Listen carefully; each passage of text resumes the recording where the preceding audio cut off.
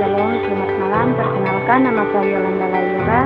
Saya dari Universitas Pembangunan Indonesia yang ada di Manado, Fakultas Ilmu Sosial dan Ilmu Politik, semester 3 dengan NIM 22672008. Baik, pada malam hari ini saya akan memenuhi hasil tugas keluar saya, mata kuliah Politik Anggaran, dengan dosen pengampu Franky M. Luwere, SIP, MSI.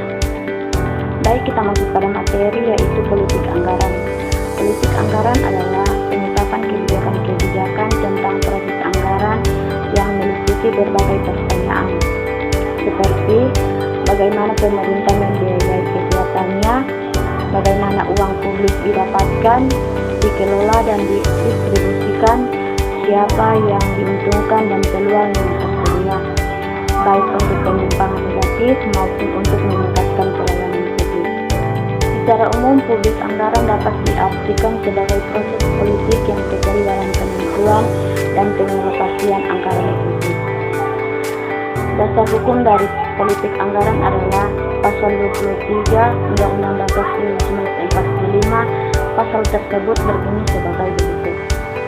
1. Anggaran pendapatan dan belanja negara sebagai wujud dari pengelolaan keuangan negara ditetapkan setiap tahun dengan undang-undang dan dilaksanakan secara terbuka dan bertanggung jawab untuk sebesar-besarnya kemakmuran rakyat. 2. Rancangan undang-undang anggaran, pendapatan dan belanja negara diajukan oleh Presiden untuk dibahas bersama Dewan Perwakilan Rakyat dengan memperhatikan pertimbangan Dewan Perwakilan Rakyat. 3.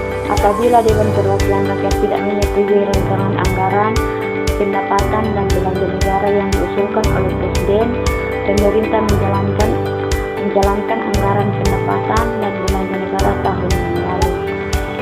Kita masuk pada tujuan politik anggaran. Tujuan dari politik anggaran adalah untuk membelanjakan uang rakyat secara tepat, terarah, berkeadilan dan memenuhi rasa kemanusiaan demi mewujudkan kehidupan masyarakat yang sejahtera dan makmur. Secara fundamental telah ditegaskan dalam Pasal 23 ayat 1 Undang-Undang Dasar 1945 bahwa tujuan akhir pembelanjaan APBN dan APBD yang sesungguhnya merupakan uang rakyat Indonesia adalah untuk sebesar-besarnya kemakmuran rakyat. Selain itu, tujuan politik anggaran adalah untuk menemukan arah dan prioritas besaran pembangunan nasional serta dalam upaya untuk meningkatkan pertumbuhan ekonomi yang pelaksanaannya harus sesuai dengan program yang telah disusun. Sayangnya, dalam pelaksanaannya politik anggaran dapat digunakan sebagai akid dalam proses politik, di mana dalam proses tersebut kerap terjadi lobby-lobby dan berbagai macam negosiasi dalam bingkai politik anggaran. Misalnya, eksekutif yang menggunakan anggaran untuk memaksa para legislator agar mereka bersedia mendukung kebijakan pemerintah yang diajukan ke legislatif. Sebaliknya, pihak legislatif juga dapat menggunakan hak mereka dalam menyetujui anggaran untuk memaksa eksekutif menyetujui berbagai usulan dan proposal mereka. Legislator juga dapat memengaruhi legislator lainnya untuk memberikan persetujuan atau penolakan atas anggaran yang diajukan pemerintah. Kita masuk pada proses administrasi. Secara administratif, dalam proses penyelenggaraan melalui beberapa terhadap diantaranya adalah sebagai berikut. 1. Musyawarah Perencanaan Pembangunan atau Musrembang, di mana pelaksanaan musyawarah ini dilakukan secara bertahap melalui dari musrembang tingkat desa, musrembang tingkat kecamatan, dan musrembang tingkat kabupaten. Tujuan adalah untuk mendengar aspirasi masyarakat secara luas dan akan menjadi dokumen rekomendasi untuk pemerintah daerah. 2.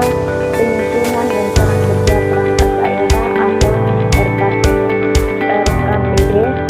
Dokumen ini merupakan program prioritas yang ada dalam masing-masing satuan kerja perangkat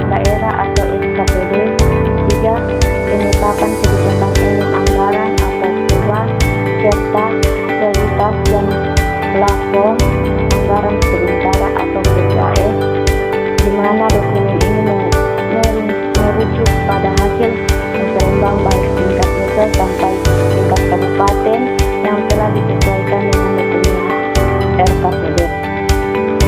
4. Penghasilan Raperda APBD, di mana nanti dokumen ini akan dibahas oleh tim anggaran pemerintah daerah dan badan anggaran DPRD untuk dilakukan sinkronisasi data. Kelima, penetapan APBD, penetapan anggaran pendapatan dan belanja daerah atau APBD itu disepakati setelah ada rapat paripurna di DPRD yang sebelumnya telah melakukan koordinasi dengan tim pemerintah daerah yang dipimpin oleh sekretaris daerah. Tahapan administrasi inilah yang harus dilalui oleh pemerintah daerah dalam merumuskan sebuah kebijakan anggaran.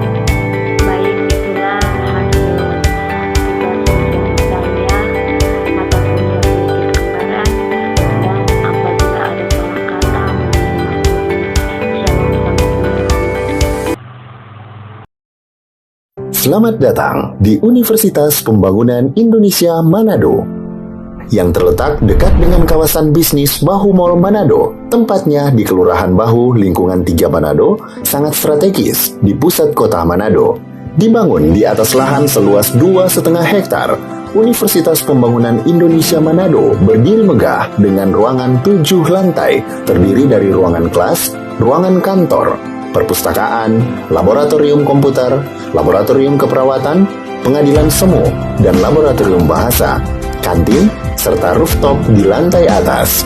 Universitas Pembangunan Indonesia Manado memiliki 6 fakultas dengan program studi, yaitu Fakultas Pertanian, Prodi Agribisnis, Fakultas Hukum, Prodi Hukum, Fakultas Teknik, Prodi Teknik Elektro dan Teknik Sipil, Fakultas Ilmu Sosial Ilmu Politik, Prodi Ilmu Politik, Fakultas Sastra, Prodi Sastra Inggris, Fakultas Keperawatan, Prodi Ilmu Keperawatan, dan Profesi Nurse. Didukung oleh sumber daya manusia yang berkompeten dan tersertifikasi, Universitas Pembangunan Indonesia Manado memiliki dosen dan tenaga kependidikan dengan latar belakang S2 dan S3 lulusan dalam dan luar negeri.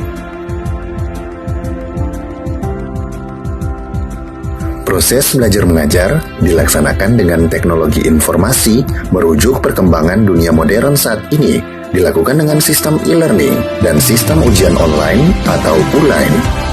Hasil tracer student Universitas Pembangunan Indonesia Manado dan fakultas menyebutkan lulusan UNPI sudah tersebar di dalam dan luar negeri.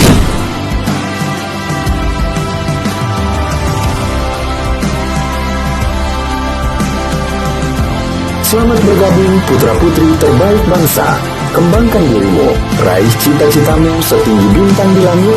Kami siap menghasilkan generasi terbaik dan pemimpin di masa depan.